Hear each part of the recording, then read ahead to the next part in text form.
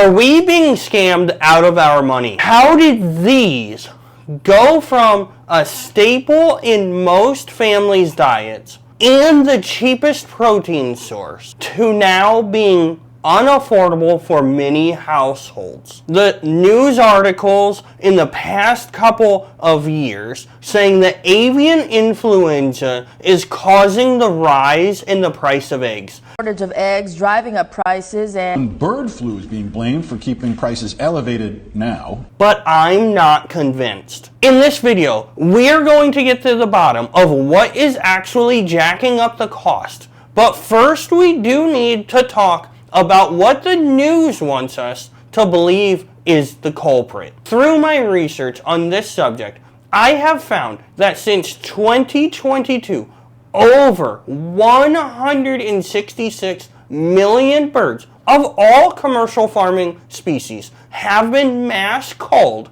due to this avian influenza. Many times we only hear about the birds on commercial farms, the chickens, ducks, and turkeys.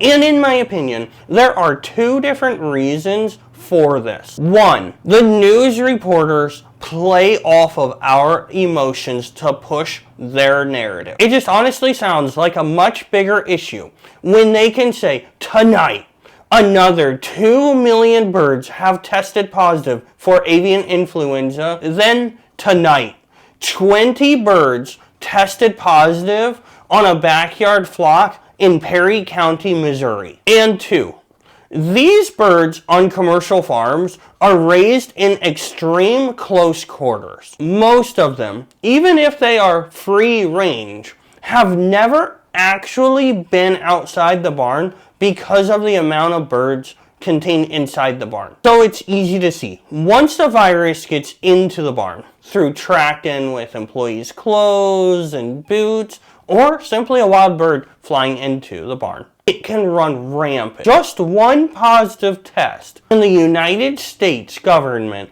forces all of the birds in the barn to be euthanized. They do not actually test each and every single one of the birds that they cull. But really, if there are more than 378 million egg-laying chickens still out on production, and the industry is growing, is avian influenza really causing the egg prices to rise? Through my extensive research, I believe not. And here is the shocking reality of what I think is happening. Okay, so we can all agree that the cost of everything has gone up. And that includes producing and gathering and shipping these eggs to the store. You need chickens to lay the eggs, electricity for the lights and climate control and all the electronics that it takes to run the poultry barn. And you need feed to keep these chickens happy and healthy. Once these eggs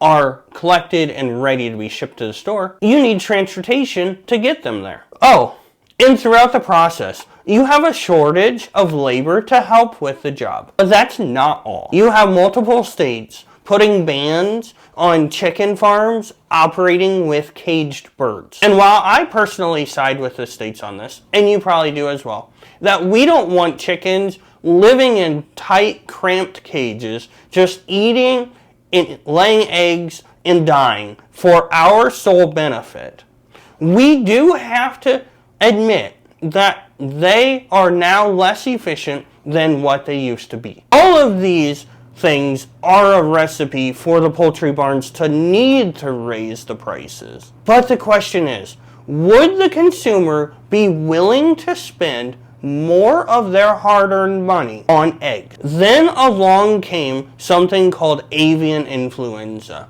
And the news just pushes it and pushes it. And the producers and the stores just eat it up, because that allows them to have a shortage of eggs and drive up the prices, ensuring that they make a profit on each and every egg sold. Since we have learned how healthy eggs are, the shoppers' demand for the eggs have never slowed down, allowing the stores to continue to raise the prices to make more profit. But what can you do to take some control back on your food budget. I see 3 different ways that we can combat the rising price of eggs. 1, we as consumers can stop eating eggs. That would disrupt the supply and demand chain. But let's be honest, even if we were to cut out scrambled eggs and over easy eggs from our breakfast table, there are so many different products and industries that call for egg to manufacture into other things. Egg producers would just shift from selling it to you and I to selling it directly to that brand for further manufacturing. So there has to be a better way. Local farmers markets and swap meets are a great way to meet other chicken farmers who sell the eggs that their flock produces. Even better, these people will have pictures on their phones or maybe even do farm tours so you can tell that they really love and treat their birds well. But what if you wanted to have your own supply of fresh eggs in your backyard? Then raising chickens is an awesome way to ensure that you have a steady supply of eggs. With these girls, I'm able to get the enjoyment of watching them frolic outside and enjoy their ability to play around in the coop and outside in their run. Probably the best part about having your own chickens is being able to monitor their diet to make certain that it is perfect for them and you. If you have decided to raise chickens, you will need to know how to get the perfect chicken feed for your flock. Click down below where I have a video walking you through how to read a feed tag.